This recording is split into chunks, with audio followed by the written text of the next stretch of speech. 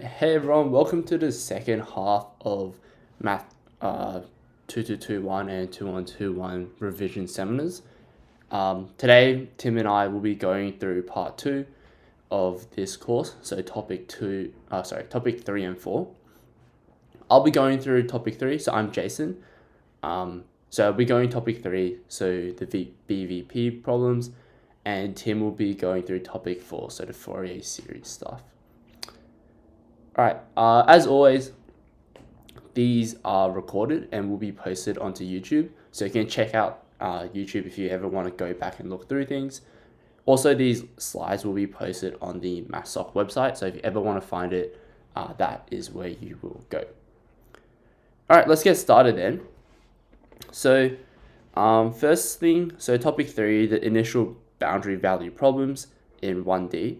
So this is mostly MATH2121. People doing MATH2121, there is still some stuff here which relates to you, but I guess you can tune out for most of it. This is just a short topic, so come back in a bit and then the rest of the stuff will be related to you. Okay, so looking at this topic, first thing is inner product and norms. So this is the important stuff for 2121 as well. And we are just looking at some definitions. Firstly, for the inner product, how we define it. So notice this is inner product of continuous functions. So we define it for continuous functions to be this. Typically, inner products are given by these little, I don't even know what they're called, but like kind of like pointy brackets kind of thing.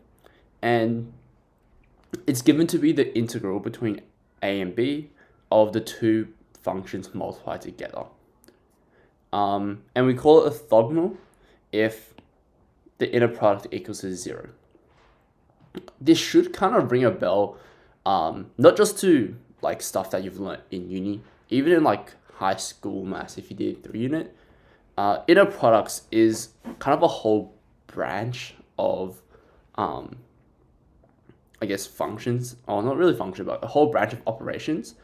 For example, the dot product is also an example of a inner product, but it's an inner product of vectors.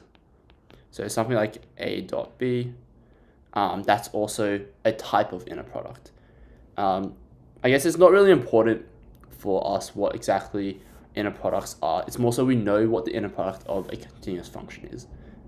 Similarly, if the dot product equals 0, it means they're perpendicular or they're orthogonal. That's what we define to be orthogonal for the inner product of continuous functions as well.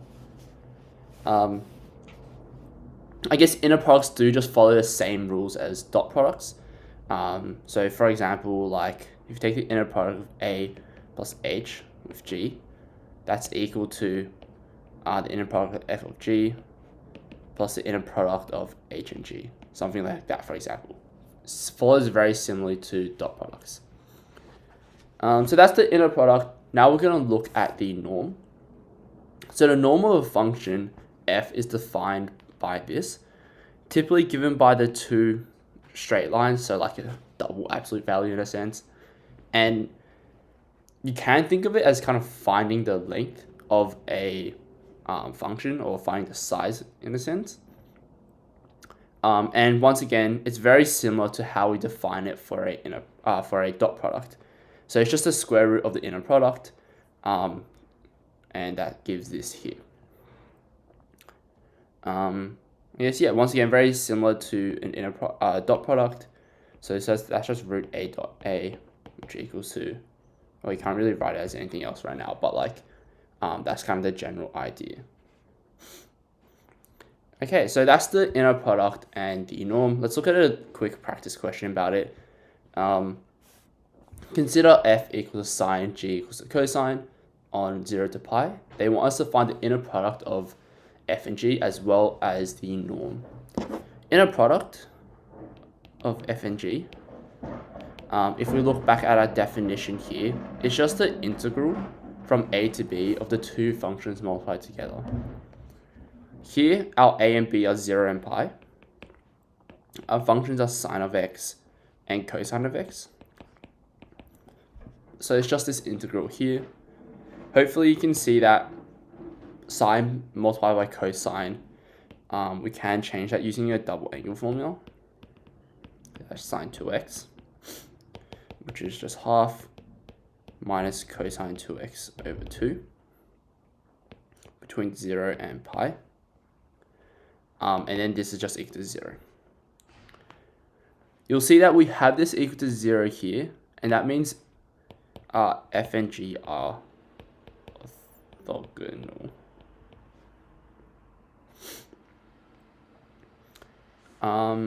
Okay, that's the first part. Next part is they want us to find the norm of f. So that's just equal to square root the inner product of f with itself, which is square root integral from 0 to pi of sine squared x dx.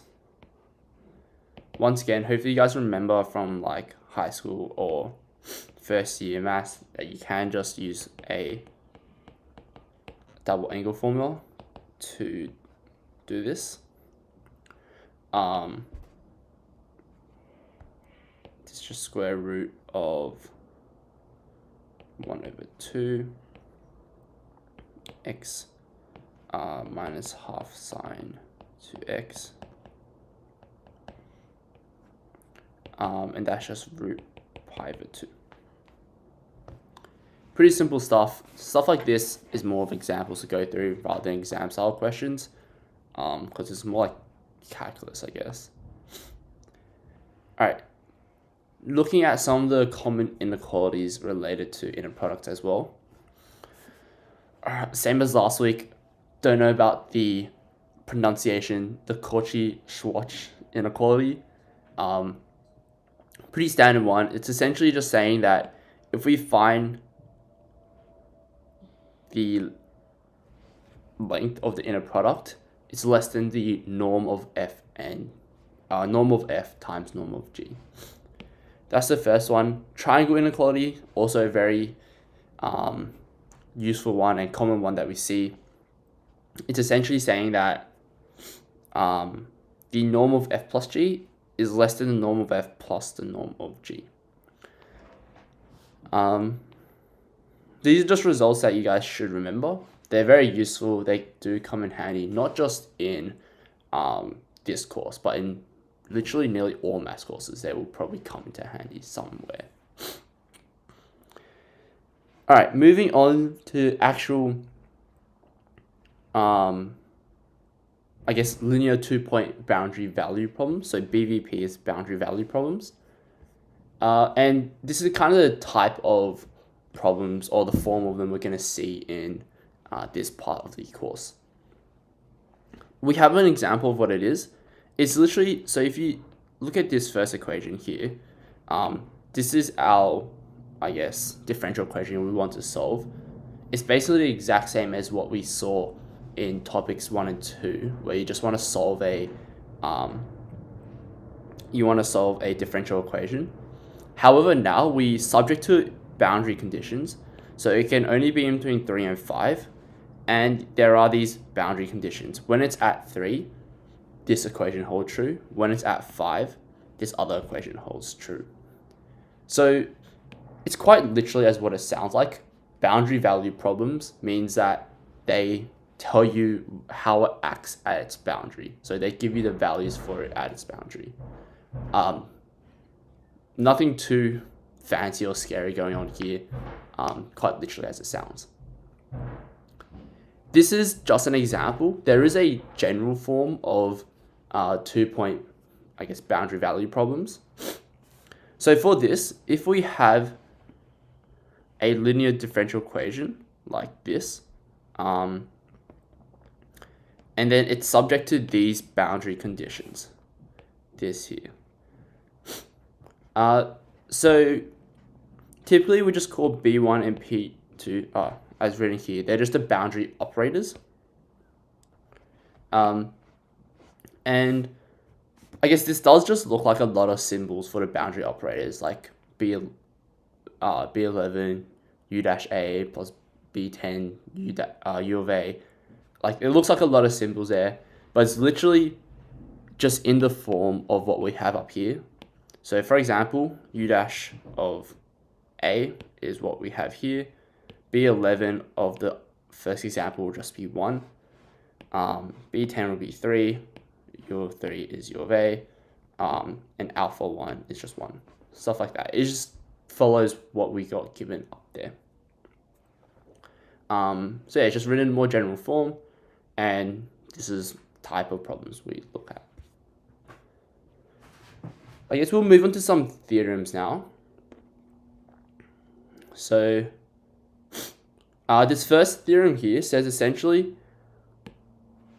if the homogeneous problem, so that's essentially when f of 0 equals 0, alpha is 0, and alpha 2 equals 0. What that looks like is, so if we have our, what the homogeneous looks like is,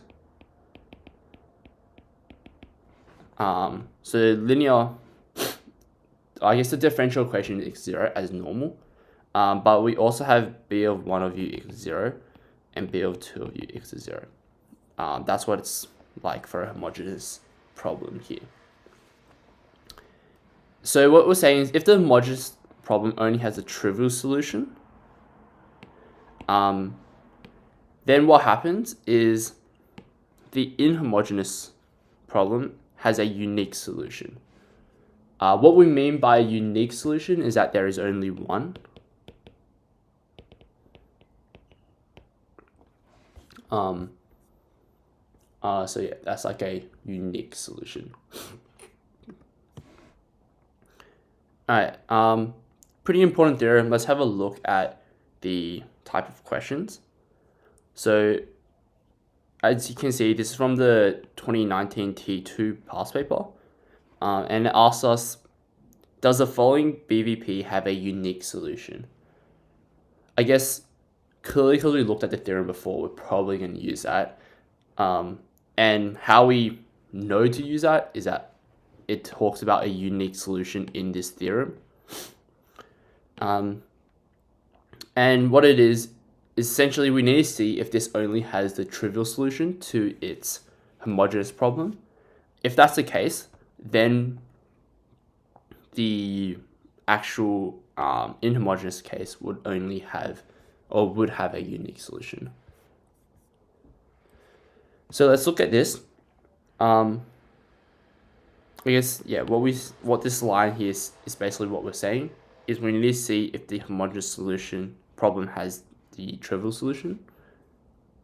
To do that, we just look at the homogeneous problem first. Solving this is pretty easy, and we should get something of the form a cosine plus b sine.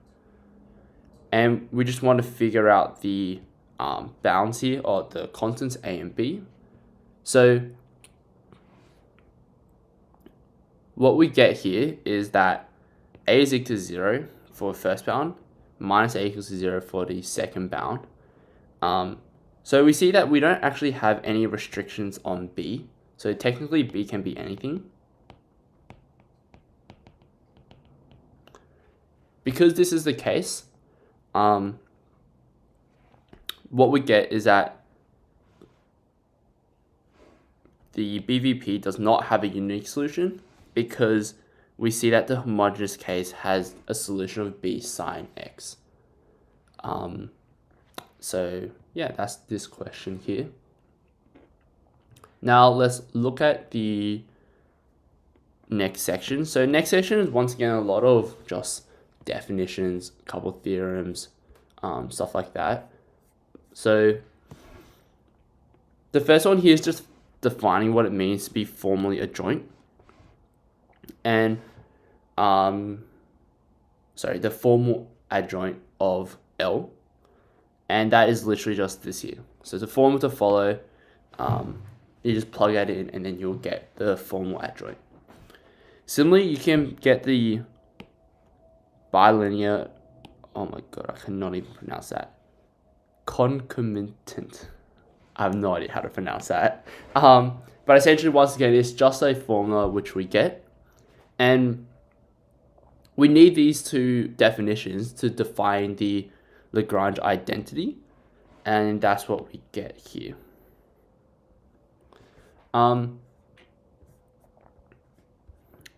guess, yeah, that's basically this part for the definitions. Alright, I guess we can look at the next part. The next part is just looking at an example. So for this example here, what we essentially get is they just want us to find the formal adjoint. Remember the formula for formal adjoint to this?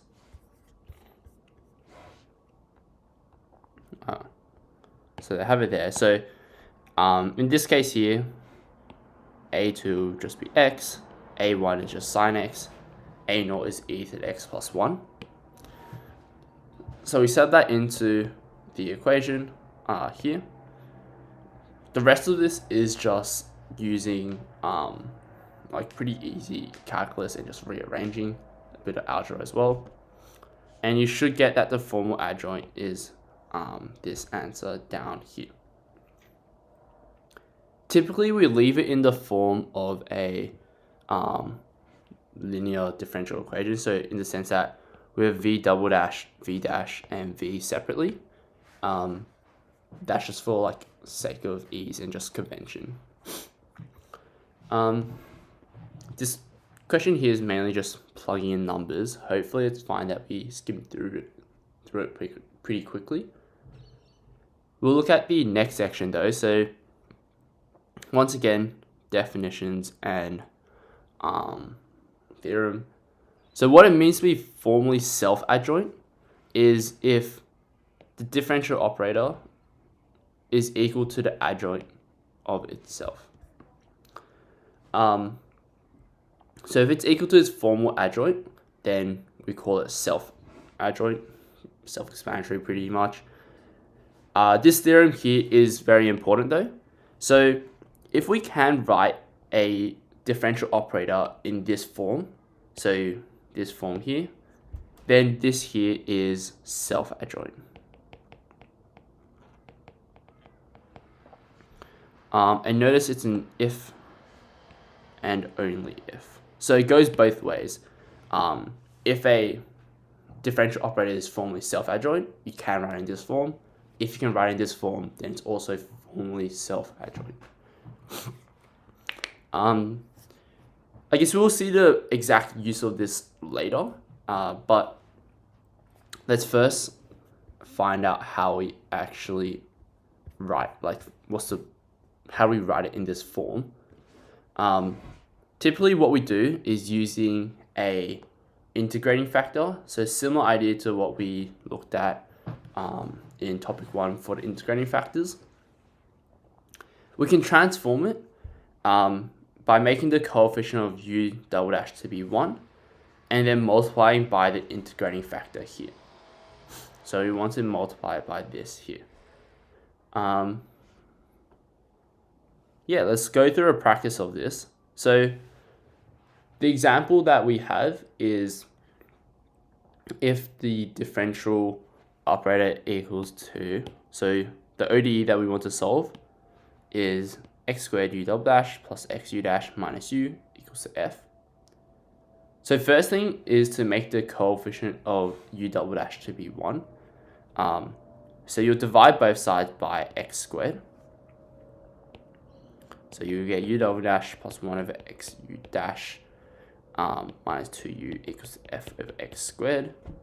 And then the next thing is also to just find the integrating factor. So to find the integrating factor, it's just the integral of a of 1 over a of 2. A of 1 is just this x here. A of 2 is this x squared. So what we get, so you see a of 1 is x, a of 2 is x squared. Integrate that, it's just ln, so you just get x to be the integrating factor.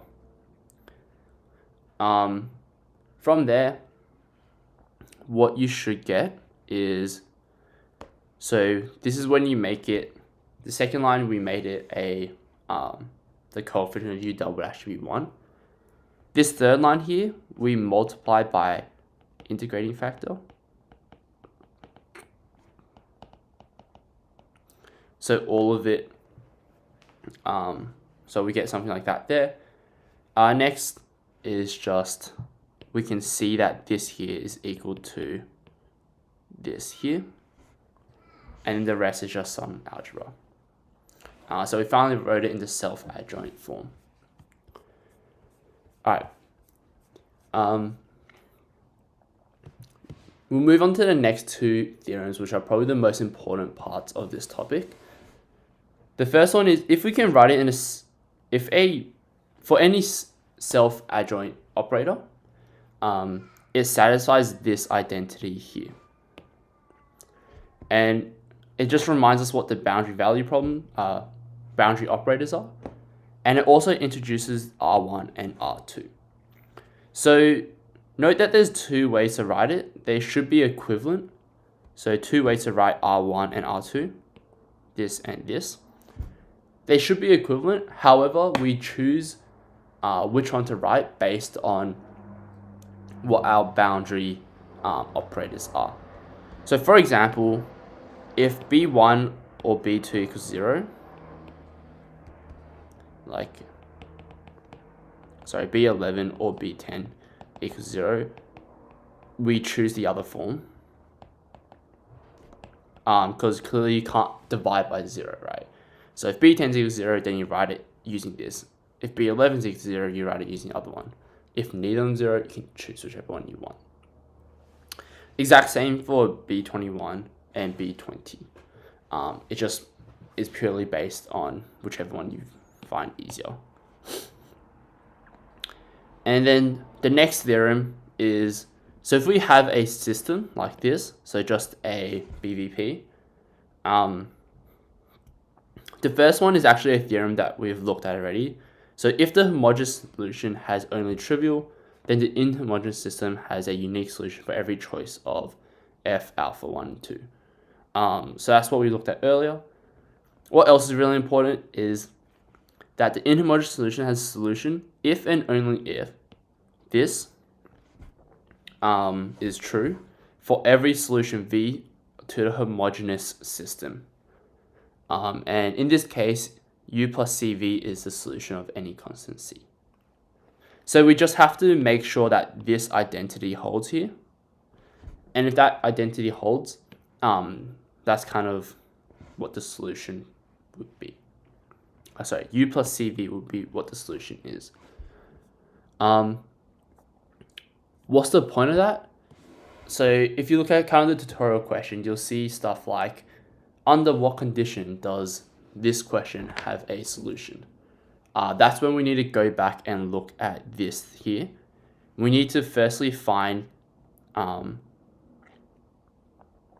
if this condition is being satisfied and in what region is it being satisfied. Alright, so looking at this question here, I guess first what we see is that there is a non-trivial solution to the homogeneous system. So now we're just looking at the second case here. So we're looking at when is this condition satisfied. We want to transform it into its formally self-adjoint form. And in that way, we can then just use our identity here. So what we're doing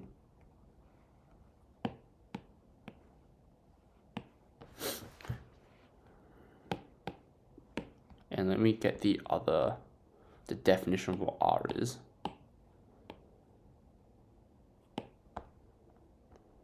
So what we're doing is we have the condition. We need this to be true.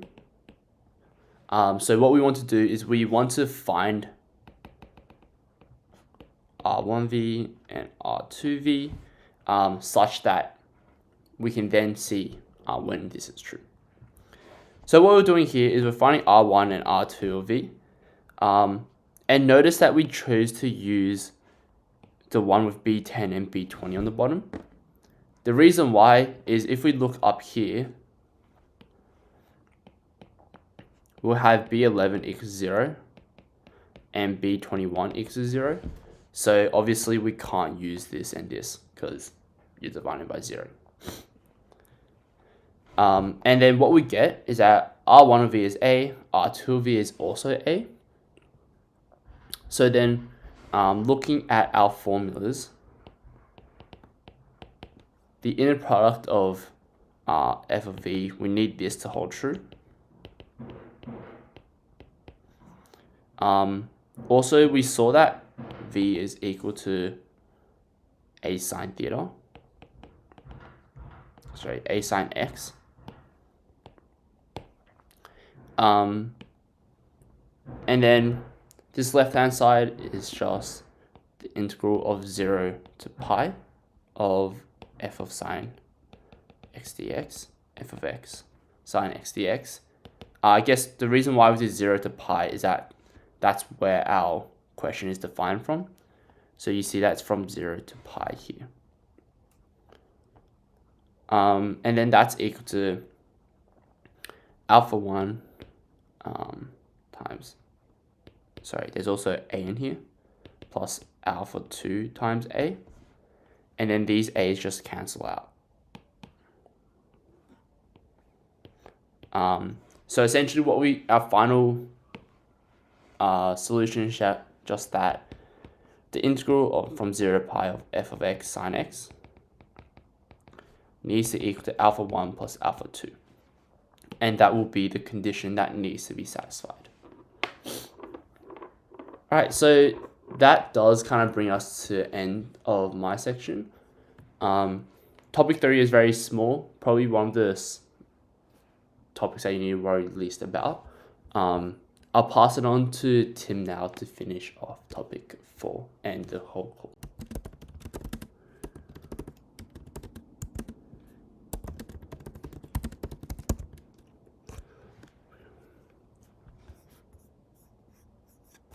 Doesn't seem to be working from my end, which is not exciting.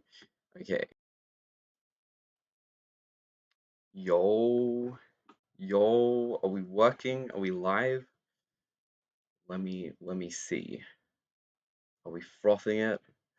Live? Yes, we are live. We are live. Hello, everyone, and welcome back to part 2 of the Math2121 differential equations lecture.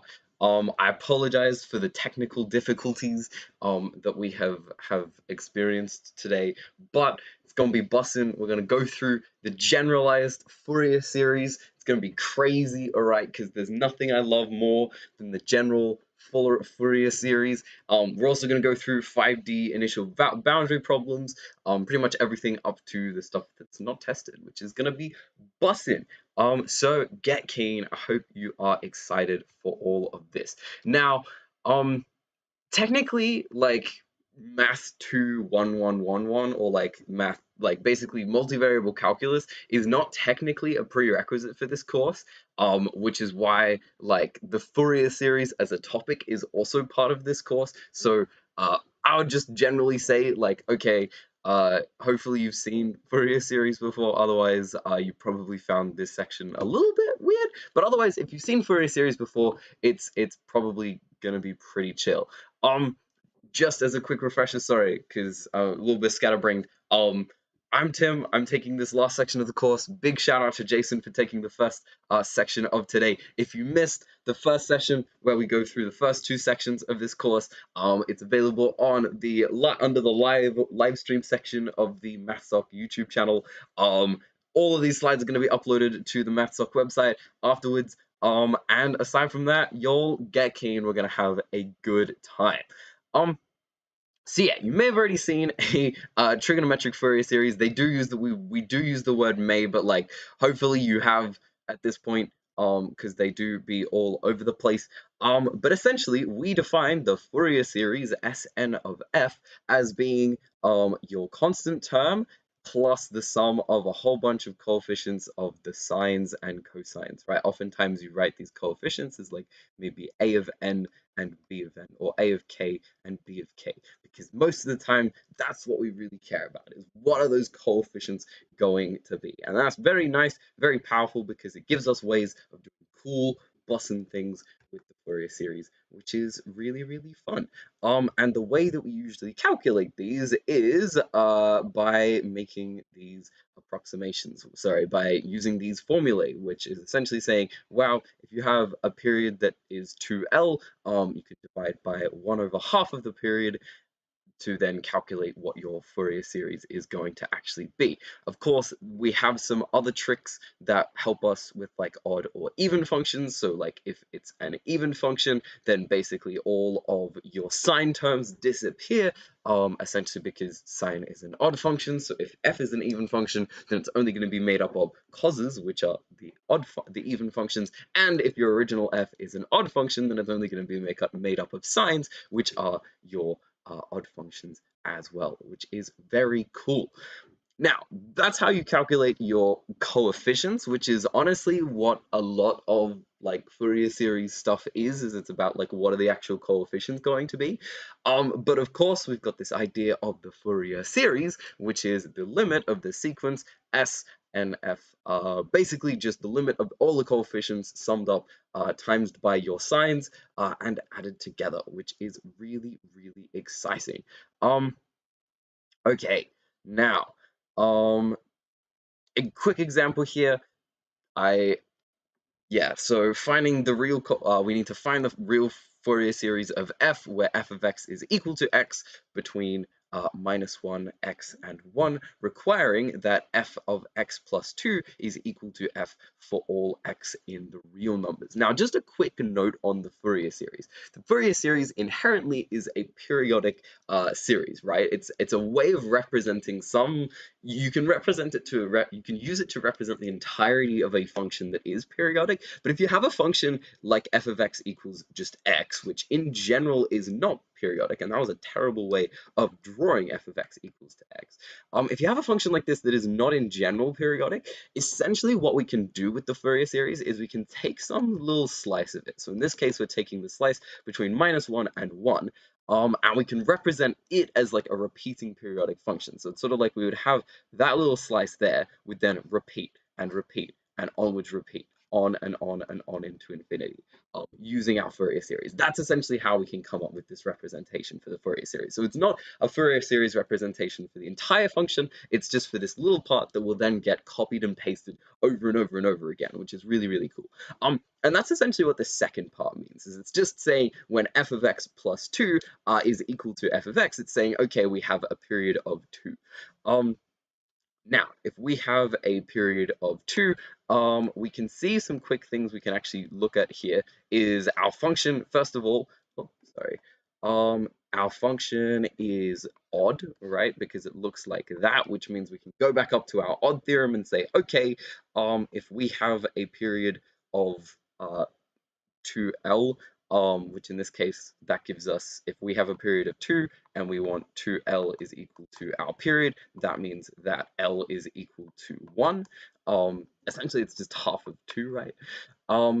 And we can use this formula instead because it's an odd function, so we don't have to care about the signs. So we can just say, okay, our coefficients, I might call them b of k, sorry, I said b of k and then I wrote a of k. We can say b of k is going to be equal to 2 divided by our L, which is actually 1, times the integral from 0 to 1 of x, which is our function, times sine of k pi x on 1 dx, which then gives us what we're actually integrating is the integral of 2 times from 0 to 1 times x sine kx, k pi x dx. I know a lot of people prefer to use like n as well, and I feel like as probably not a good habit. I often tend to like switch between k and n quite interchangeably, which is not a great idea. Now this is a yucky integral, well, not yucky integral, not the worst integral we could see, okay? But it's an integral we can solve using integration by parts. So we can chuck a cheeky integration by parts, and if you're doing this in a tutorial question, you just chuck it into Wolfram. If you're doing it in an exam, well, I guess the examiner kind of low-key hates us, and we can sub it in there. Now, because k by definition, k is an integer, right? That's one thing we kind of brushed over. If we have sine of pi k, where k is an integer, that's essentially saying we have some kind of sine times sine times pi, and because sine of 0 pi, sine of 1 pi, sine of 2 pi, sine of all the pi's are 0, we can then just like get rid of this term, right? This term will disappear, which is nice, which just then leaves us with 2 times negative pi k cos pi k divided by pi squared k squared. You can cancel out a pi and a k from here, which gives you 2 on pi times negative cos of pi k to the pi divided by k, sorry. And one quick trick that you can use in a lot of these Fourier series is like how sine of pi k was equal to 0, cos of pi k is always equal to either 1 or minus 1, and in fact it's equal to minus 1 to the power of k, right? Because sine of cos of 0 is equal to 1, cos of 1 cos of 1 pi is equal to minus 1, cos of 2 pi is equal to 1, so it just ends up being nice and nice and nice like that. Which then means we can actually simplify this out a little bit further. We can say it's cos 2 divided by pi times, because we've got a negative 1 out the front, it's now like a negative 1 to the power of k, which of course we could rewrite as negative 1 to the k plus 1, negative 1 to the k plus 1 divided by k. And that is our coefficients of the Fourier sine series. Because it's an odd function as well, we immediately know that there's no constant term, which is really nice. The constant term always comes from the cos series, so if we have an odd function, we don't actually have to worry about it, and as a result, we can write out our sine, our full Fourier series as just the sum of all the sines times by their coefficients, which is very fun. Good stuff. So that's the basic way of how you calculate your Fourier series. If you've done if you've done multivariable calculus, if you've done like any other, signal analysis course, this is probably fairly nice and easy for you, which is nice. It's a nice part of this course, but then we go out of our way to just make it yucky and gross. Now, Fourier series do have funny things where sometimes they don't like particular discontinuities, sometimes they do like discontinuities. Honestly, for a lot of this stuff, you can just sort of ignore it for the purposes of what most of what we're trying to do with Fourier series is, because most of what we usually try and do with Fourier series is actually calculate them and use them to do cool things. Now we have some other definitions of stuff like the half-range expansion and stuff like that. Honestly, as well, I would say most of this stuff, like, you could see it in a this has more likelihood of coming up in a question than this, but I would also say, like, if you're looking at where you should allocate time to learning stuff for the exam, you probably don't have to stress too much about half-range expansions. Please don't put something on the test this year that's on half-range expansions, but like it's not the end of the world. Basically what it means is it's like you're taking your function in some like small little region L, and you're either then turning it into an even function or you're turning it into an odd function, which is very cool. Okay, that then brings us to the next slightly more generalized topic, right? Because we called this topic the generalized Fourier series, not the normal Fourier series, which is all we've done so far. So let's actually take a look at some generalized Fourier series. Well, some of the like building blocks that we need to get towards generalizing our Fourier series. And the first one of that is the idea of orthogonality. Now, just like how you've probably seen the Fourier series before in multivariable calculus, you've probably seen the orthogonality of functions either in multivariable calculus or in linear algebra. The only little difference we've got here is now we've got this idea of a weighting function, which is basically we're saying you can have a weighted inner product of two functions f and g on the interval a and b with respect to some weighted inner product, which is essentially where you're taking the inner product, but then you're multiplying all of your things by some weighting function.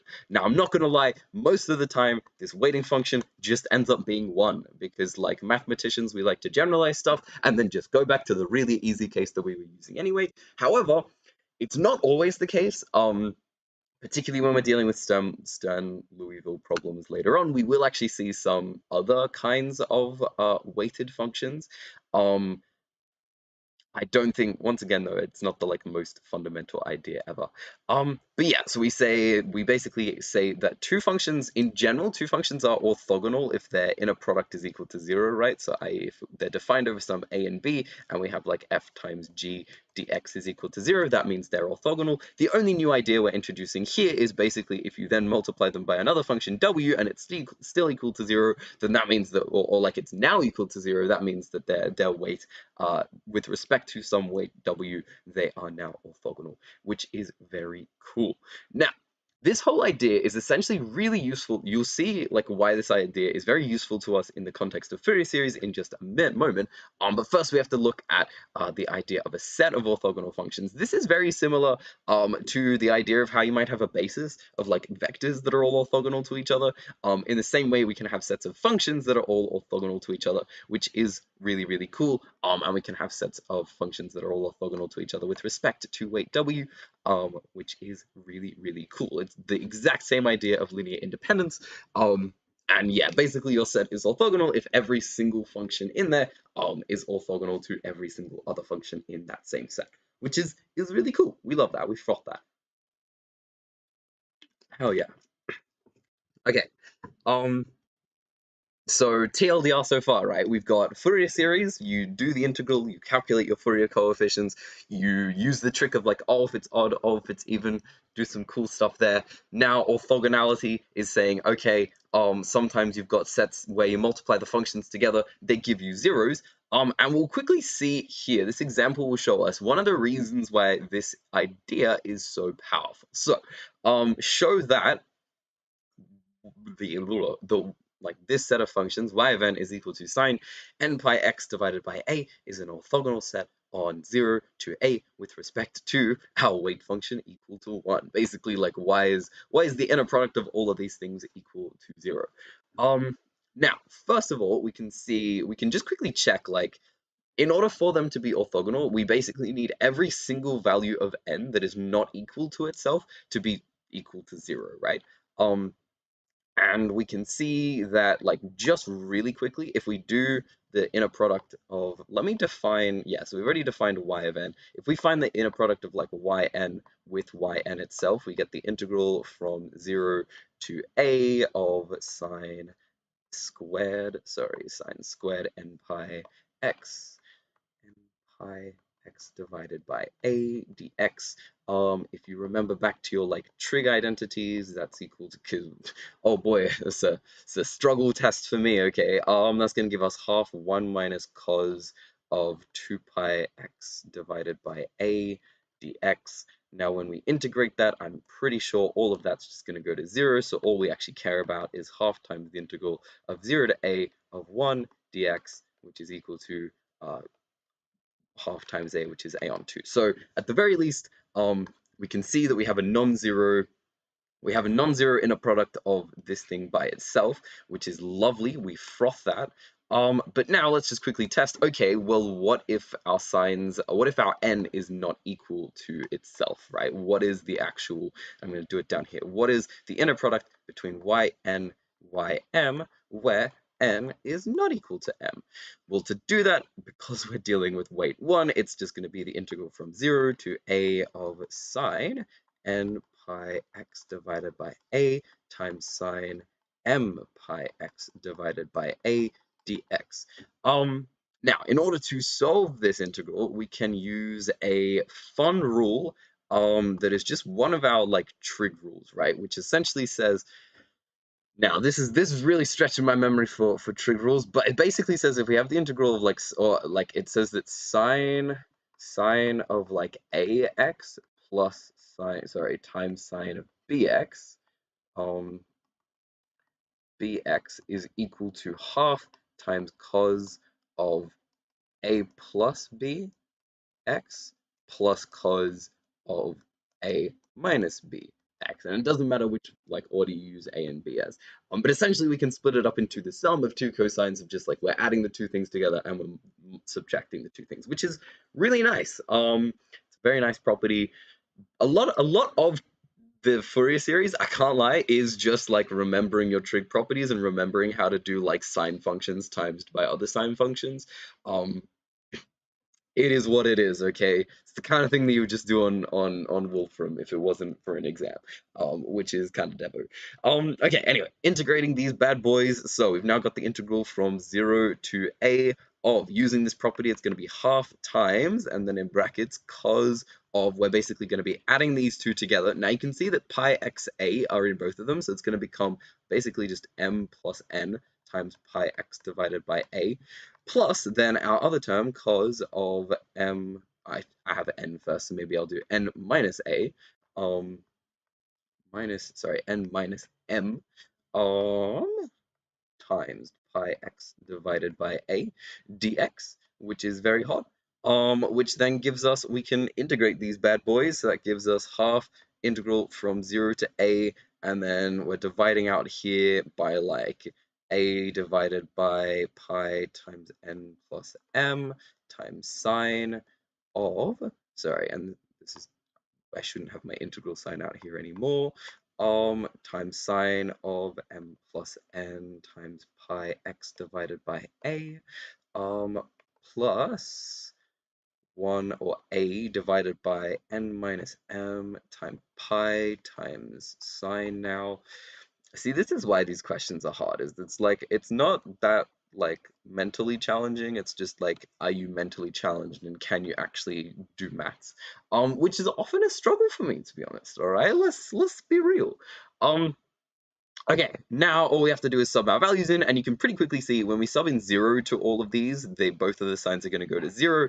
And then when we sub a into both of them, we're basically going to get sine of m plus n times pi times a divided by a. So the a's cancel out. We now have m plus n times pi, and then similarly over here we're going to get n minus m times pi.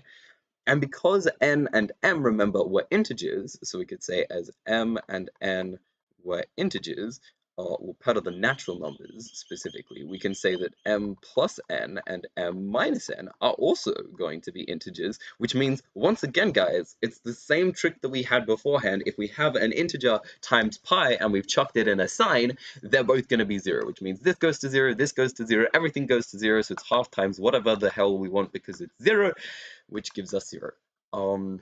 And that tells us, wowzers, when it's the same thing, it gives us like a non-zero value, and when it is not the same thing, that gives us 0, which means that this thing is orthogonal. Now, to wind it back a step, the reason that was super useful is it tells us that coolios, when we want to actually calculate all the sine and cosine Fourier coefficients, we just have to do them one at a time, which is essentially where we get the idea of Fourier coefficients from, which is bussin'. We love that. Now, for notational convenience, we have this idea of weighted norm. Once again, if you've done either linear algebra or multivariable calculus, you're probably familiar with this idea.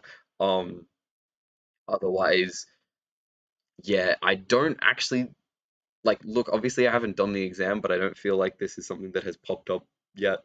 So I wouldn't say it's the most imperative state. But yeah, that's the idea of a norm. In the same way, find the norm of yn to the 1. So remember beforehand, we calculated that yn times yn is equal to a divided by 2. Now, the norm of yn is just essentially equal to the square root of the inner product of yn times yn. So it's just going to be the square root of a divided by 2, which is very cool. We love that. We froth that. Hell yeah. And now, y'all, it is time. Now that we've defined the idea of the norm, we've defined the idea of the weighted inner product, we can say if we have some set of orthogonal functions with respect to w, then the generalized Fourier series of a function is given by this thing here, where all of our coefficients are defined as that. So basically, what this is saying is, it's saying, okay, the reason we could define a Fourier series beforehand was because all of our sines and cosines, remember from this example, all the maths that we did up here, all the sines and cosines are orthogonal to each other. But in general, if you could actually find some set of orthogonal functions, you can actually express a function in terms of it so long as basically if you have a set of orthogonal functions, you can find some generalized Fourier series for any function that you like, which is really cool. It's quite a really cool idea. Now, alongside that, we can come up with a whole bunch of the inequalities and stuff that we have done before. Like you can come up with I know in the notes they come up with a generalized Pythagoras theorem, which is kind of cool, but also kind of intimidating. I'm not gonna lie. You look at that and I'm like, I don't know what the hell is going on there. We've got the generalized Bessel's inequality, or I don't know how to pronounce it, guys. Don't judge me. Yes, so we can generalize that. We have some other fancy theorems about completeness. Look, at this point, you know me and my fancy theorems, especially in this course, we don't care about them that much. Okay, what we do care about though is this bad boy, Mr. Parsifal's identity. All right, Parsifal's identity. He's the real one. Okay, this is the identity. This is the only theorem that I will stand by. Okay, as being a bussin' theorem. It goes incredibly hard. Which is Parsifal's identity. So basically, it says let this be a complete orthogonal set if AK denotes the kth Fourier coefficient of f. Then the norm squared, or I guess essentially the inner product of that function with respect to the weight function, is equal to this lovely expression here with the inner weight products of all of your individual orthogonal functions times the coefficients squared. Now I would say just from an exam point of view, this seems to be the reason I would say I love this identity. I don't actually love it. Actually, it's pretty cool. I do electrical engineering and you can use it to find the total energy of a signal, which is bussin'. We love Parsifal. But the big man, Mr. Chris, has said that Parsifal, word on the street is that Parsifal will rock up in the exam this year. So no Parsifal. It's important stuff, okay? Now, yes, basically for people who care the converse is also true, then basically if Parsifal's identity is true, then the orthogonal set is going to be complete. But essentially, whenever you do a question with Parsifal's theorem, you're usually using it to prove some kind of cool identity, like pi squared divided by 32 is equal to some series, because you can basically get that, which is really cool. And so usually all you have to do is evaluate three things. You have to evaluate what is the actual norm of f, what is a k squared, and what is the inner product of each of your orthogonal functions. So it's very similar to what we did when we were just proving that other thing a couple of minutes ago. Okay, now to see all of this, let's have a crack at this question. Let's put all of our Fouriers in one basket and see what is actually going on. So consider the function f that's defined on the domain -1 to 1 going to the real numbers, defined by 2x squared minus 1 for that interval there. Our first thing that we have to do three things. Sketch the graph of the Fourier series of f of x, with period 2 between -2 and 3, which hell yeah, bussin'. We then actually have to find said Fourier series, and then like I said, we have to use the Parsifal's identity to find the whole number n such that this equation here is true. So that's going to be hella sick. Okay, the first thing we have to do is find the graph f of x. So to do this, remember what I told you back before up here, right? Where we have some Fourier series. I've lost it anyway. Basically, if we're doing the Fourier series of a function that is not in general periodic, we're basically just going to be sampling it for some region, in this case between -1 and 1, and then making it repeat over and over and over again, right? So we're told to do it between -2 and 3. What I would do first of all is just draw it between -1 and 1, right? So it's a parabola. It's going to go past through -2. At the value 1, it's going to be equal to 1, right? And then at the value -1, it's also going to be equal to 1. So it's going to look kind of like this, where this is 0, this is -1. We want to draw it between -1 and 2. So here is 1, here is 2. Continue this on, here is 3. We can see it has a period of 2, so we're going to do another whole period over here, and then we only care about it up to that point there, so it's going to drop back down, and those 3 should all be at the same place. Guys, one thing we have all learned today is I'm not very good at drawing graphs, okay? That's just the way it is. Oh well. But that's essentially what our graph is. It's essentially just testing like, hey, do you understand that this bad boy is gonna be repeating for us the whole time? Also, one quick note is because we do actually go all the way up to -1 and 1, you can see that this is like a nice clean version of it. You can see that these points are all closed. Essentially, it's not like open at this point because we do actually reach that point 1, which is very cool. So that's our graph. The next thing we then want to do is we want to actually figure out what is our Fourier series. So a couple of things that we can notice. Is this function odd or even? It's an even function. So all of our sine terms are gonna disappear, which is crazy.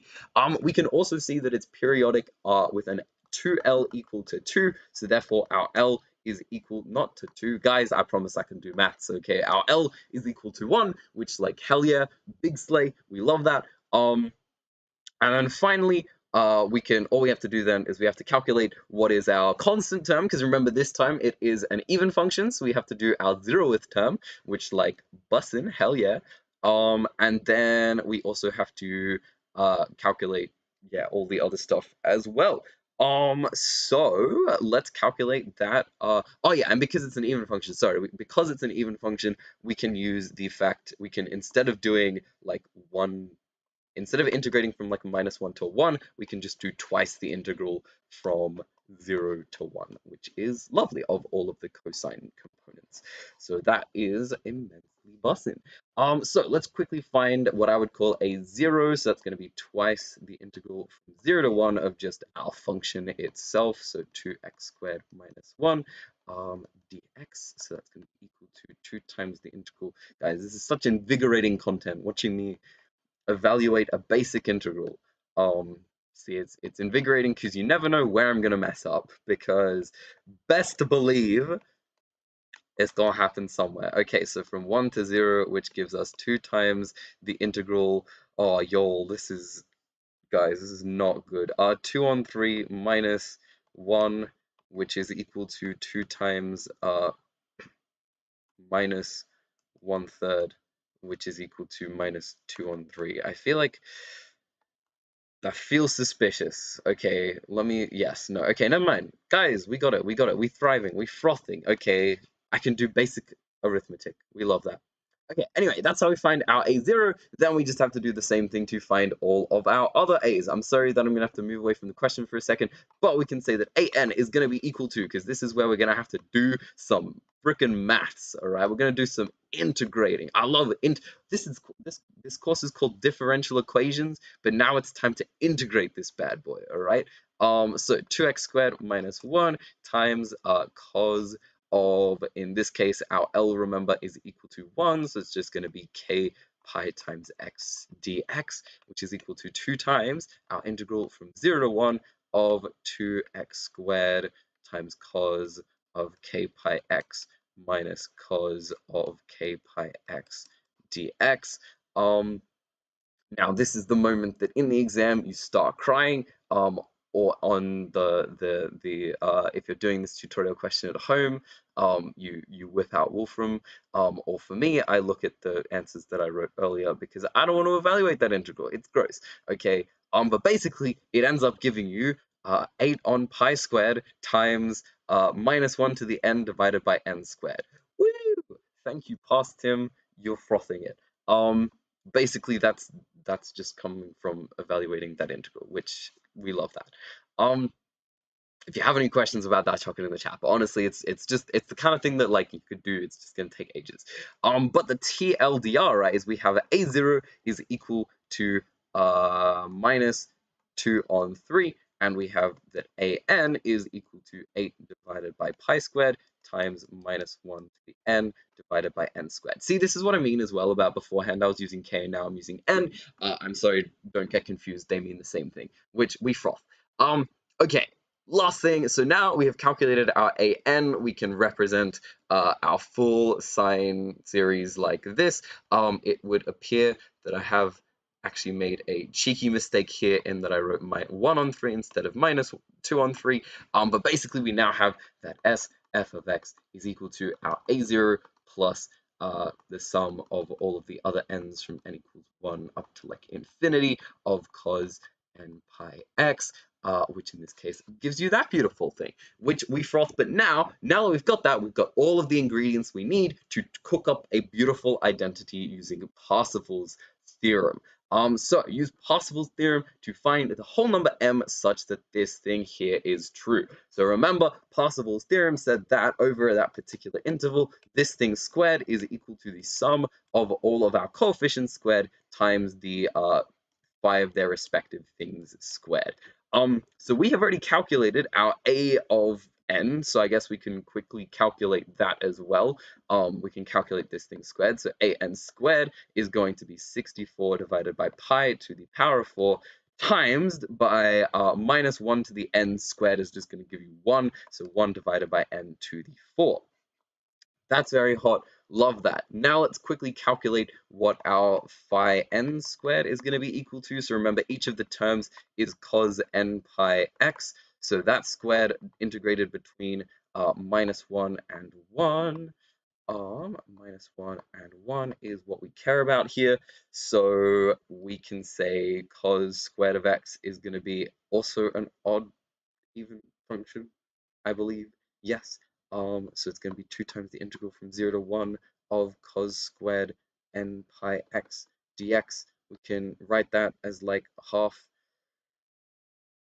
Yo, this is where it's really testing, right? Half times 1 plus cos 2n pi x dx. If I'm making any mistakes, please pick up on the chat and roast me, because it's very plausible.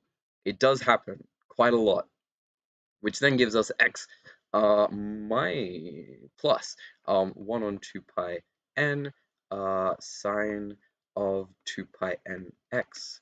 From 1 to 0, the sign is always going to go to 0. That just gives us 1, which is very cool. We love that. We froth that. And then the last thing that we need to do is we need to actually calculate what is the magnitude of our, basically what is our f of things squared.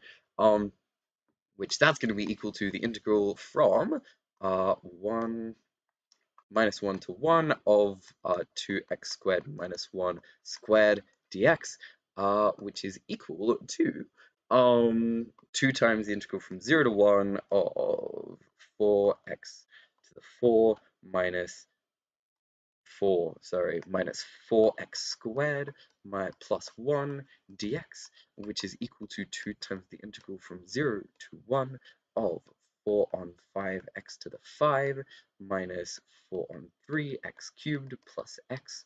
I keep on today. Today I just seem to be in the mood of like writing my integrals like that, which love that. Okay, 2 times 4 on 5 minus 4 on 3 plus 1. I can't be bothered to do that in my head, so we're going to calculate that bad boy, and that gives us 2 times 7 on 15. That seems mildly suspicious, but hey, I'll take it for now. So that gives us 14 on 15. So putting all of that together with Parsifal's identity, we now have this thing, we now have this thing. I guess because it's 1, we can kind of ignore it, and we now have this thing. So all of that together then gives us that 14 over 15 is equal to the sum of, well, I guess our 0th term as well. We can't forget that. So that's our 0th term was minus 2 over 3, so 2 over 3 squared plus the sum of 64 on pi squared times 1 over n to the 4. Now, let's go back up and see what we were actually trying to prove. We were trying to prove this thing is true. So basically, let's get everything that's not like 1 on the other side that's not part of our sums. So I guess we can do 14 on 15 minus 2 on 3 squared. Please don't be too yuck. It's not terrible. 22 on 45 is equal to 64 on pi to the 4. And then we can divide that by 64 and multiply it by pi to the 4, which then gives us, oh, this is so yuck and making me seriously doubt myself. We can, I probably made some mistake somewhere because it's a lot of calculating, which gives us pi to the 4 times 11 on 1440, is equal to our sum of 1 on n to the 4, which is very cool. So then my answer would be m is equal to 1440 divided by 11. I can't remember when I calculated it, but that does not sound very right. Oh, okay, here's where my big mistake was we actually want to not be integrating over the full region. Okay, it's 90, which is not that far off. Basically, you can probably find where I made my mistake somewhere along here, but I did. Okay, here's the actual answer. But yes, the TLDR is clearly I need to work a bit more on my Parsifal's identity, but most of the time you use your Parsifal's identity to calculate some kind of series like this and figure out what it is equal to, which is very fun. And brings us to our next idea, which is the idea of a Sturm-Liouville equation. I really don't trust me on anywhere of how to pronounce this, but this is what it looks like. So we say an ODE of this form here, P of x times u dash dashed. So this might remind you of when we did the like canonical form or like the integrating factor back with initial boundary problems. Plus lambda rx minus qxu is equal to 0 is called a Sturm-Liouville equation. And this is really cool because basically we can rewrite this as Lu is equal to lambda r times u. Basically, if we let L be the self-adjoint operator from back in initial boundary problems, we now have this equation can be rewritten basically by moving that to the other side. Moving like all of the q and the p and stuff to the other side. That now gives us that minus p u dash dash plus q of u is equal to lambda r times u, which is very similar to writing it, well, is the same as writing it as Lu is equal to lambda times r of u, which is very similar to like how you might look at like eigenvalues and eigenvectors and stuff. So we call this, we say that the non-trivial solution to this equation is said to be an eigenfunction of L with eigenvalue lambda, and therefore we have some pair phi and lambda referred to as an eigenpair.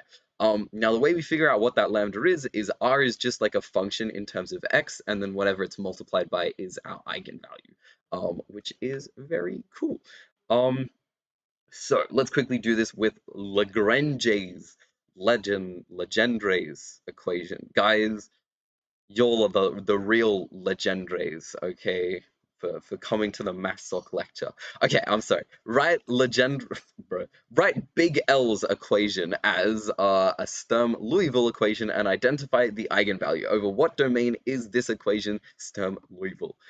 So first thing you usually want to do is write this in integrating factor form, but if you're really observant, you can sort of notice, oh wow, it kind of already is, right? Like the derivative of 1 minus x squared. So if we differentiated 1 minus x squared dx, that would then give us minus 2x, which is already what we've multiplied out here. So we could actually immediately go ahead and write this in the form of a Sturm-Liouville equation, right? So we could write this, we can say that this is equal to the derivative of 1 minus x squared times u dash, actually, I'm going to get rid of that big derivative sign so we can say 1 minus x squared times u dash, all differentiated, plus v times v minus 1, sorry, whatever the symbol is, u is equal to 0, right? That's very hot, very cool. Now, flicking back up to here, we can now notice in the form here, we've got p of x is going to be 1 minus x squared, our q of x is going to be equal to 0, our r of x is going to be equal to 1, which leaves lambda is equal to v plus 1, which means our eigenvalue is v plus 1, which is really cool. And the only other requirement we require is that p of x has to be a positive number. You can see here is where we've chosen all of our functions. We require p to be positive, which is only true for this particular region there. So therefore it is Sturm-Liouville over that region there. Hopefully that all makes sense. But essentially the important part is getting it into this form here. Sorry, not this form, getting it into this form here, identifying what lambda is, because that's really all we care about, and that's your eigenvalue. And then you can find some associated eigenfunctions if you want. The main trick to getting it into this form is using integrating factor, but I guess in that question we didn't have to use it, which is very fun. We frothed that. Which is very cool. Okay, now part of the reason why we love Sturm-Liouville is we can use it to solve eigenproblems. So a regular Sturm-Liouville eigenproblem is of this form here. Basically, you have some, you've got your actual like equation that you can write in Sturm-Liouville form, basically any kind of funky looking differential equation. And then you've got two boundary conditions that are at different points, which is very cool. And usually what we do with these is, part of the reason we love these so much is that we have certain conditions on our eigenpairs. So let's quickly look at this question here. Consider the Sturm-Liouville problem, u double dash plus lambda equals 0, where u of 0 equals u of 1 equals 0, and we need to find the eigenpairs. So this Sturm-Liouville eigenproblem is regular, defined on 0, 1. What the regular means is it doesn't hit any points where it's undefined. This is particularly an issue, like let's say over here, it would be undefined at like lambda equals, sorry, where like the coefficient of the highest derivative goes to 0. So for example, if we were considering this problem here at like x equals to plus or minus 1, it would be like not regular. But in this case, it is, which we love. And we then try and we basically just consider the different cases of lambda. Now, when we're actually looking for our eigenfunctions, we're usually considering the ones that are non-trivial. And basically, this is a pattern that repeats pretty regularly, like not every single time, but a lot of the time is that you find when lambda is equal to 0, you get ax plus b, which then once you start subbing in your values, you then get that a is equal to b is equal to 0, therefore it's the 0 equation. And similarly, if it's a positive number, you also get, if it's a negative number, you get cosh and shine, i.e. you get like, instead of cosh and shine, you can also see this as like e to the plus kx plus, or like a e to the kx plus b e to the minus kx. And because it has to be equal to 0 at 2 different points, that then means that both a and b are also going to be 0. So usually you only get a solution when lambda is positive. Another way of thinking about this, if you're someone who loves like simple harmonic motion and stuff, is it's sort of like the only solution to this kind of differential equation is when this is equal, when this is of the form like minus k squared u, because of course then it's going to be moving in simple harmonic motion, which is lovely. But essentially then that gives us that our eigenpairs are sine of n pi, like sine of some n times pi, where our corresponding eigenvectors are n and pi, which is lovely. And that's essentially how you go through working through those eigenproblems. Now, what we mostly care about is that there's a couple of properties that are quite important. The first one is that they are all real, and the second one, and potentially the more powerful and more interesting one, is that they form a complete orthogonal system over that particular interval with respect to your weight function r of x. So this is where your weight function sometimes becomes non-trivial. It's no longer just equal to 1. I mean, in the previous case, the case we're just about to see, it is still equal to 1.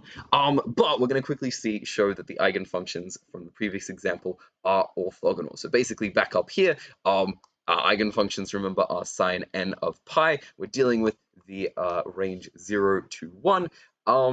And our weight function in this case is still equal to 1, because r here is identically equal to 1 because lambda is not multiplied by anything, which is very cool.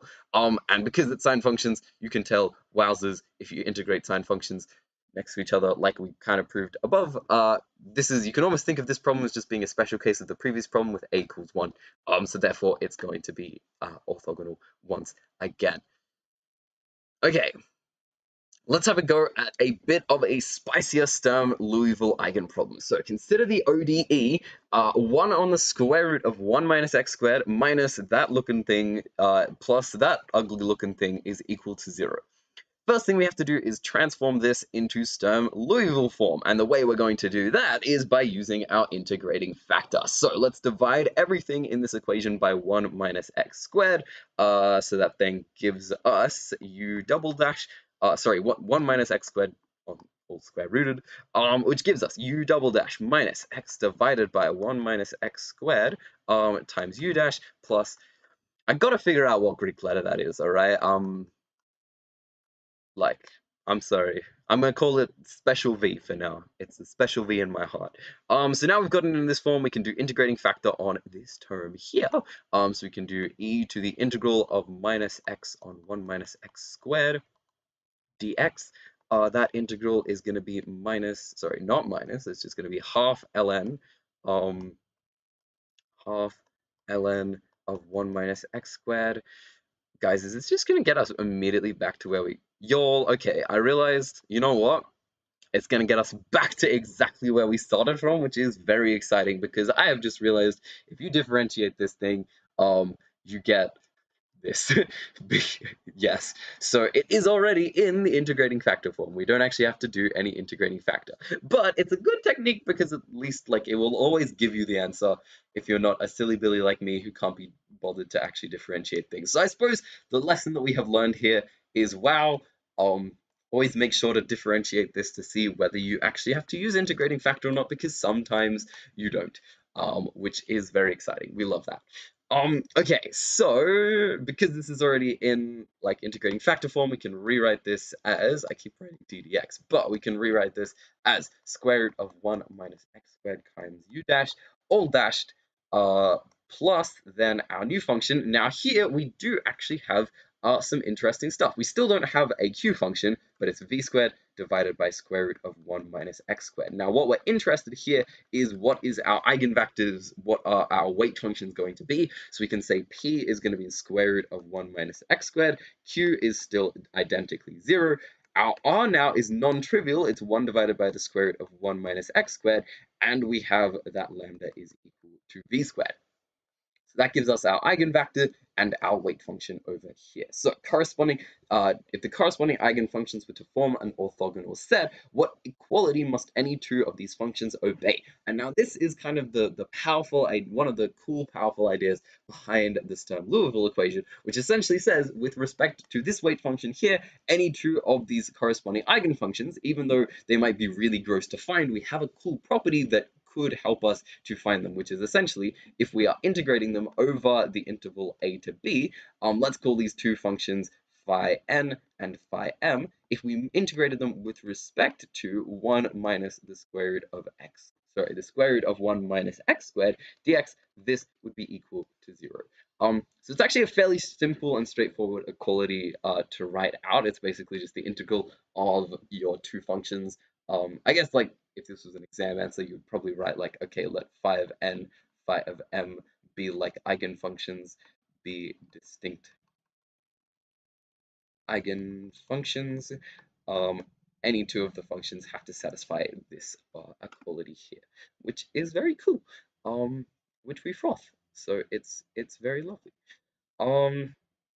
Okay, yes, so now let's take a look at another theorem using our Bessel equations. So considering the singular eigenvalue problem arising from this with boundary conditions, we have that the solution eigenpairs look like that. As with all things in Bessel equations, it's usually quite a good idea to abstract as much as possible.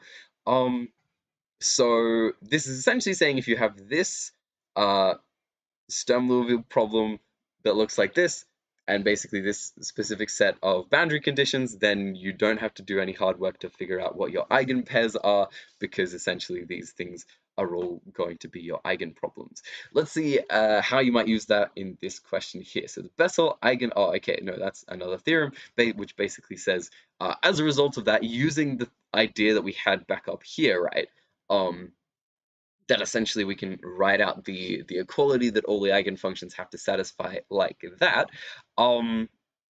We see that the orthogonality relationship looks like this. Basically, because we've got a weight function up here, our weight function is x to the minus, no, our weight function here is just x. Here we actually have a non-trivial p function as well. But basically, because our weight function is equal to x, then if we integrate it over here, then the two functions give us this orthogonality relationship, which is really cool. So let's quickly take a look at this singular Sturm. When I say singular, it's like as opposed to regular, right? Because of course this thing could go to 0.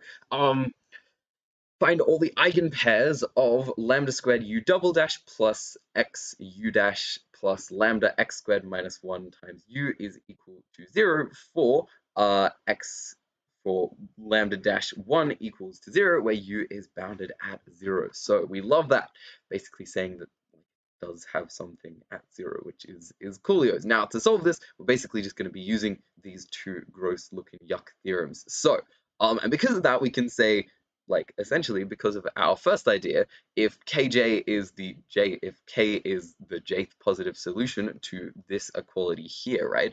Basically, we're saying,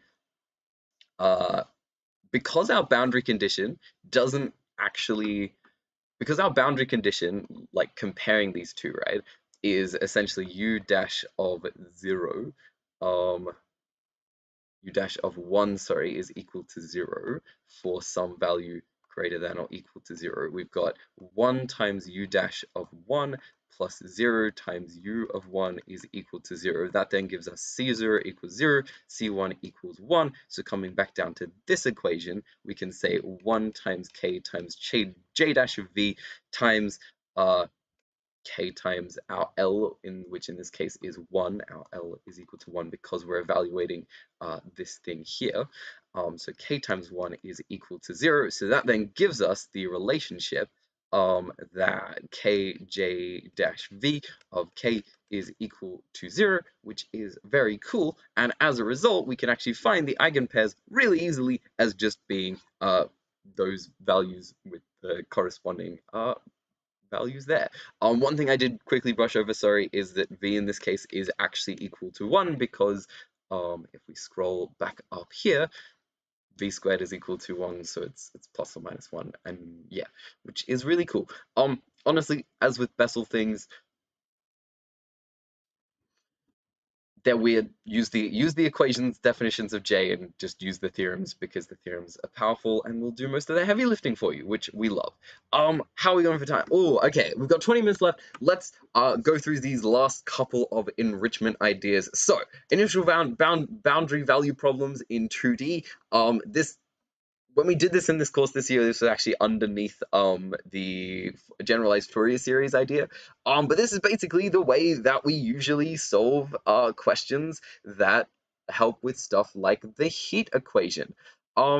So let's have a go at this. So to solve initial boundary value problems in 2 or more variables, it's usually a helpful assumption.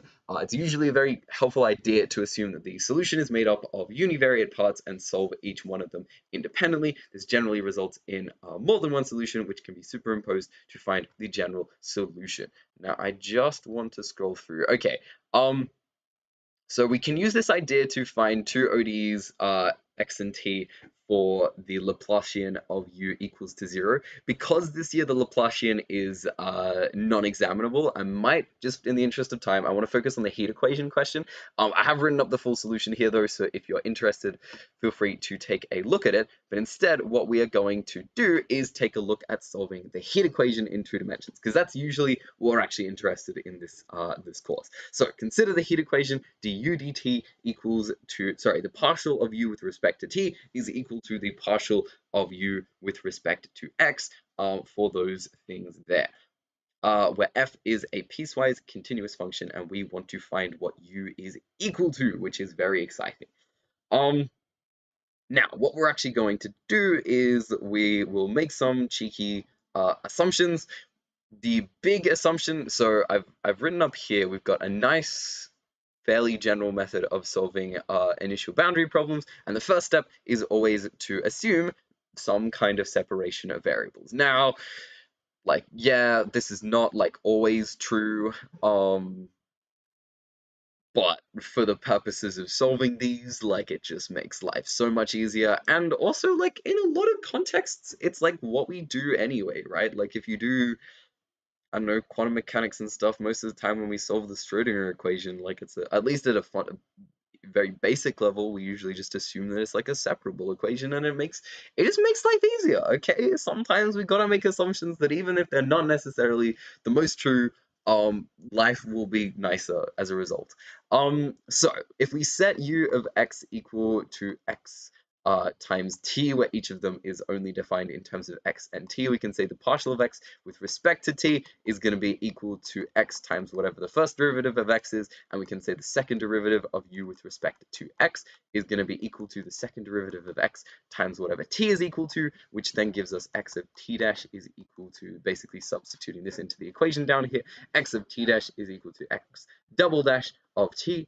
Now here we can do our second step, which is determine the conditions on x and t implied by the boundary conditions, which usually result in some separation constant. What this is essentially saying is let's do somewhat of a separation of variables. So let's do x t dash divided by t is equal to x double dash divided by x, and let's say that that is equal to, like, because they're equal to each other, they're probably equal to some separation constant lambda.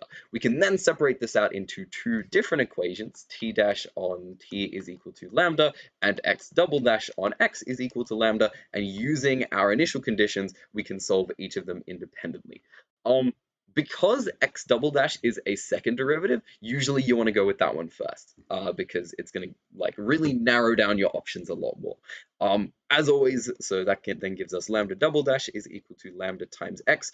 As always, we now have three possibilities, right? We've got lambda could be equal to 0, we've got lambda could be equal to lambda could be greater than 0, or lambda could be less than 0. Now, these conditions here essentially tell us that x of 0 is equal to x of 1, which is equal to 0. And this is not an unreasonable condition. This is essentially just saying if we're dealing with this region between 0 and 1, throughout all these two times, like the heat at these two positions here is 0. Like in a practical context, this could mean that we've got like two pieces of ice on either side of whatever your heat source is, right? Or like you've just got two heat sinks on either side, and that's where like all the heat at those points is going to just disappear outwards. Now, this is what I was saying all the way back up when we did those conditions earlier, those three different cases, is this is the same, essentially the same setup, right? Like last time it was x double dash plus lambda x is equal to 0, and we found we only had solutions when lambda was greater than 0. So in this case, because lambda's on the other side, we're only actually going to have conditions when lambda is less than 0. So we can immediately say if lambda is equal to 0, or if lambda is greater than 0, then x is identically 0. Therefore, we don't care about it. And just quickly running through, if x of 0, sorry, if x, right, if x double dash is equal to lambda x, where x is less than 0, we could say lambda is equal to negative k squared for some k that is actually a positive number. And so let's do that. That gives us x double dash is equal to negative k squared x. Now, if you're comfortable with your second order differential equation forms, that's then going to be equal to a times cos of kx plus b times sine of kx, and quickly substituting in our two conditions. If x of 0 is equal to 0, that means a has to be equal to 0, and if x of 1 is equal to 0, that then means b sine of k is equal to 0. Now, because we're not looking for non-trivial solutions, we're looking for the ones where b is not equal to 0, which means sine of k has to be equal to 0, which means k has to be some integer multiple of pi, which is very cool. And because it's greater than 0, we can sort of have to say that like n has to be like a positive integer, or in other words, like n has to be a natural number. Cool, so that then gives us our condition. The reason that was great is because now we know that lambda has to be equal to negative of negative k pi square, sorry, negative n pi squared, where n is a natural number.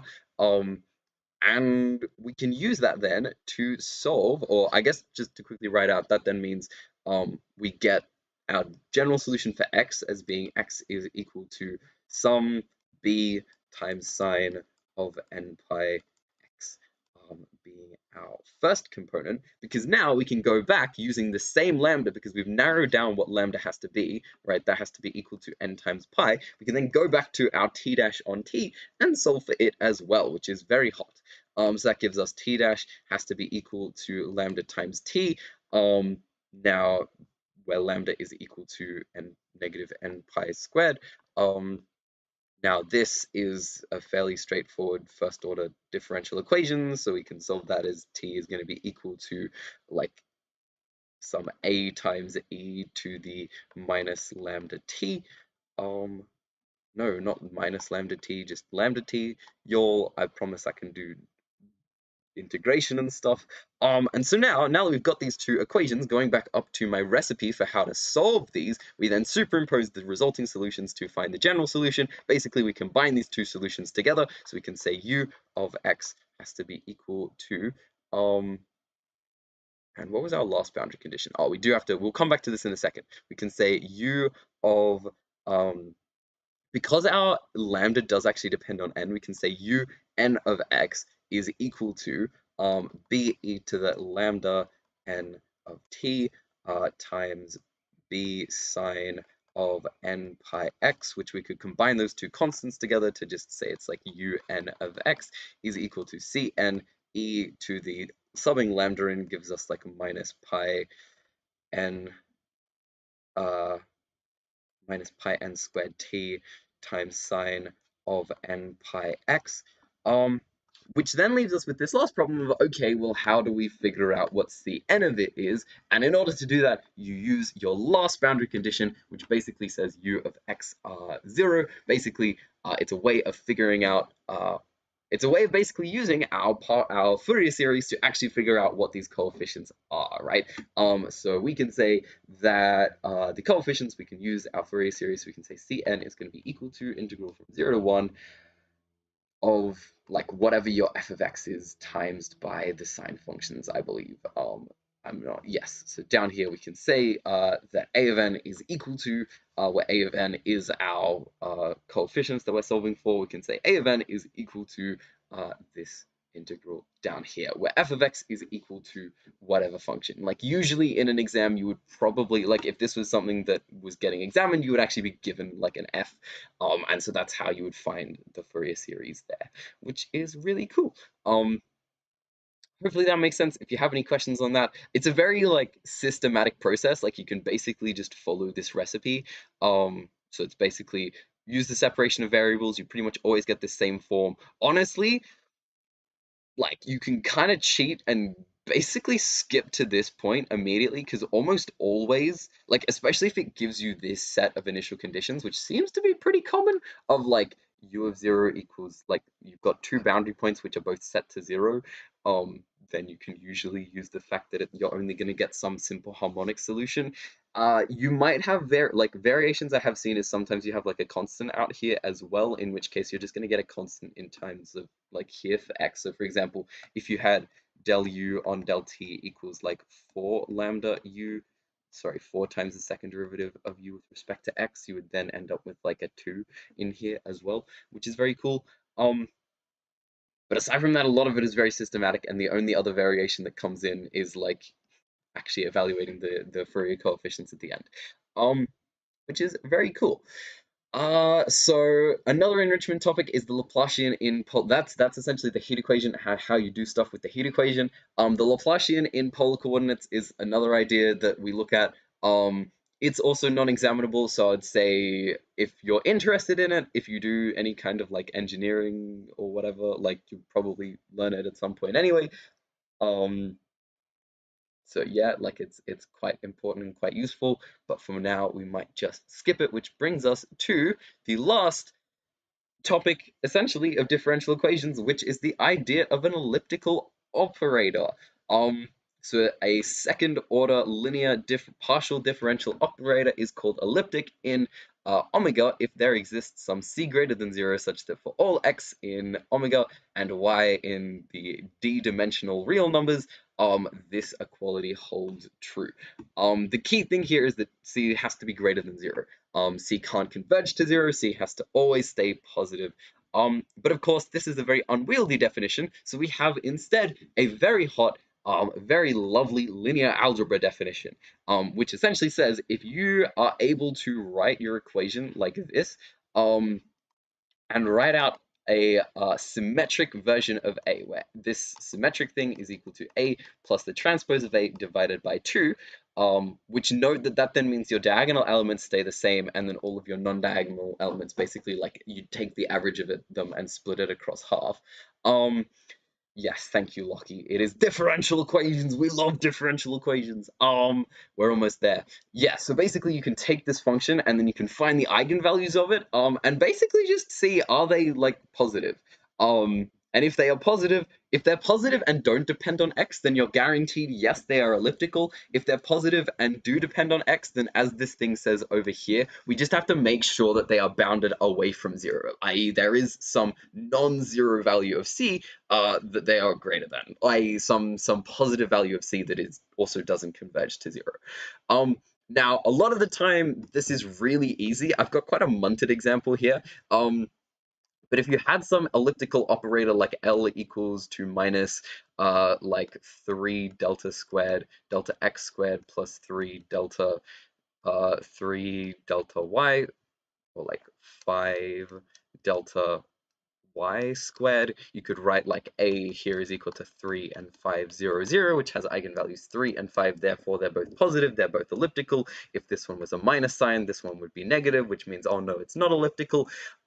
In this case, we've got a cool, funky looking operator here. So L is equal to minus 2x plus 4 of our first partial squared plus 3 times the partial of 1 with respect to 2 plus 2 times the partial of 2 with respect to 1 minus that other partial there plus the single partial minus 3. Now, one quick note is when we're writing out our function, when we're finding our systematic matrix, we ignore the lower order terms. We just pretend they don't exist because they're not going to affect ellipticity. Then what we do is we take out our negatives, so we can say L is equal to negative 2x plus 4 of our partial 1 squared plus 3 of partial 1 with partial 2 plus partial 2 partial 1 minus, sorry, and then these are both going to turn into negative numbers, and then plus 2x plus 1. We can then write out our A is going to be equal to, we have 2x plus 4, partial 1, partial 2. I don't actually think it matters which order we put these two in, because we're going to average them out in a second anyway. So we've got minus 1, minus 3, and then we've got 2x plus 1. We can then find our systematic matrix by basically averaging our two of these two values. So that gives our, symmetric matrix as 2x plus 4, and then minus 2, minus 2. Remember, this comes from doing these two summed together and then divided by 2, and 2x plus 1 over here. Now we have our eigenvalues here are going to be, we can do fancy eigenvalue stuff. I guess if we want to do it really quickly, actually I don't want to do it really quickly because it looks hard. But basically we end up with 2x and 2x plus 5. You can use your like trace and determinant methods. Okay, it's not the end of the world. But there is no value c greater than 0 that where 2x is greater than or equal to c for all values of x in omega, so therefore it's not elliptic. Basically that's saying that in this region here, there's no c where the whole thing is going to be elliptic, but of course it is going to be elliptic for all a in that region there. This is a bit of a hard example. I would say if you want more practice on this stuff, do the tutorial questions as well. Now, there's a lot of cool stuff with elliptical eigenproblems. They allow us to solve cool things with Laplacians and stuff like that. But for the most part, at least I haven't seen that much of this stuff pop up in the test, so I don't think it's the most relevant. And because, shockingly, we might actually be able to finish on time, I think we've got the slides there. If you're interested, you can have a read through. But otherwise, thank you all very much for coming. I apologize for how slightly cursed this one came at different points, became at different points. But thank you all very much for coming. It's been a wonderful week. I hope you're all feeling nice and prepped to go into your exams and smash out differential equations. It's been a fun term. It's been a good time.